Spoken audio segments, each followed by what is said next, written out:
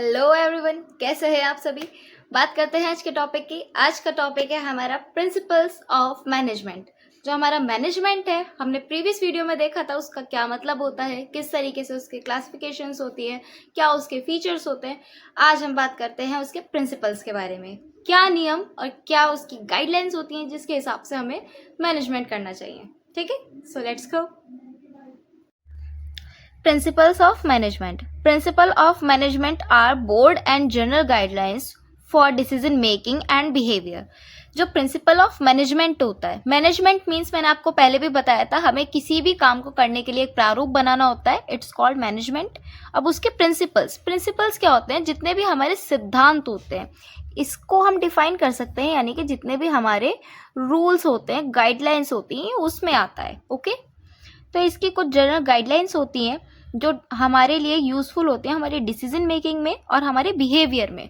आप कहीं सामान लेने जाते हो, सपोज दैट आप किसी शॉप पे गए हो, आपको कुछ सामान चाहिए, आप बताओगे, अब जो सेलर है वो आपसे किस तरीके से बिहेव करेगा, या ऑनर है वो आपसे बहुत ही पोलाइटली बिहेव करेगा, है ना, और डिसीजन मेकिंग में आपकी हेल्प करेगा। तो ये एक मैनेजमेंट जो होता है ये इन चीज़ों पे डिपेंड होता है कि जो भी हमारी डिसीजन मेकिंग होगी और जो हमारा बिहेवियर होगा उसके साथ काम होता है। अब देखो, फॉर एन एग्जाम्पल, हॉनेस्टी, आपका सिंसियरिटी, डिसिप्लिन और डिवीजन ऑफ वर्क एक्सेट्रा। अब यहाँ पे आप ध्यान दें, ऑनेस्टी ईमानदारी, सबसे ज़्यादा आपका जो काम है उसमें क्या ज़रूरी होनी चाहिए, ईमानदारी।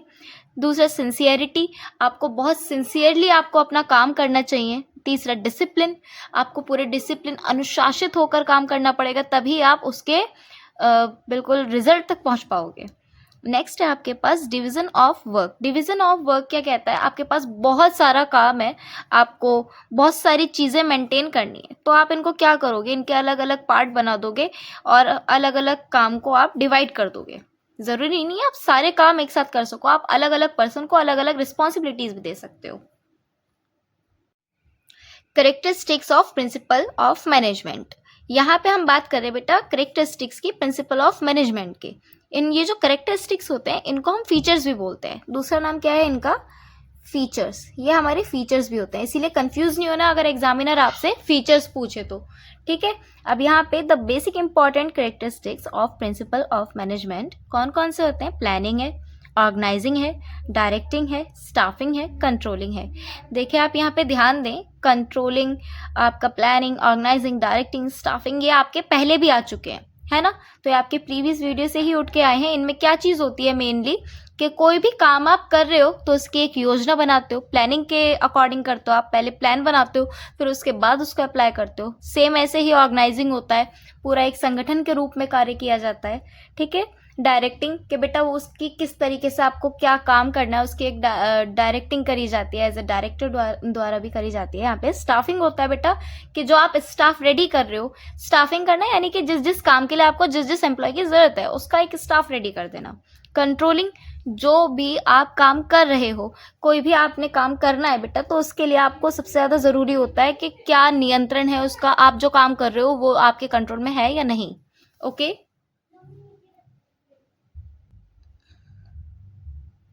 अब आप ध्यान दें, सबसे ज़्यादा ज़रूरी चीज़ प्रिंसिपल ऑफ मैनेजमेंट। अब यहाँ से हमारा जो मेन टॉपिक है वो स्टार्ट कर दिया। ये आपका एग्जाम में बिल्कुल आपसे पूछा जाता है, ये रखा हुआ होता है क्वेश्चन आपके एग्जाम में। अब इसमें सबसे बड़ी चीज़ जो है आप यहाँ पे ध्यान दें, Henry Fayol.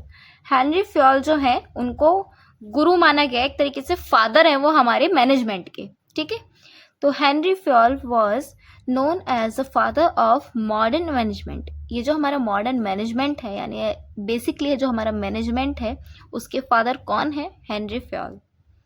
He gave us the famous 14 principles of management. इन्होंने जो हमें 14 प्रिंसिपल्स दिए हैं मैनेजमेंट के, बहुत ज़्यादा फेमस है और यही आपसे क्वेश्चन में पुट अप किए जाते हैं। देखिए मैं आपको बताती हूँ कौन कौन से हमारे 14 प्रिंसिपल्स हैं, इनको पढ़ते हैं हम। देखिए यहाँ से स्टार्ट करते हैं, 14 प्रिंसिपल्स ऑफ मैनेजमेंट। यहाँ पे हमारे पास मैनेजमेंट के हमारे 14 प्रिंसिपल्स हैं, इनको अभी हम सीरियल वाइज पढ़ते हैं। सबसे पहले फर्स्ट है आपके पास division of work, division of work. ठीक है, सेकंड है आपके पास अथॉरिटी एंड रिस्पॉन्सिबिलिटी।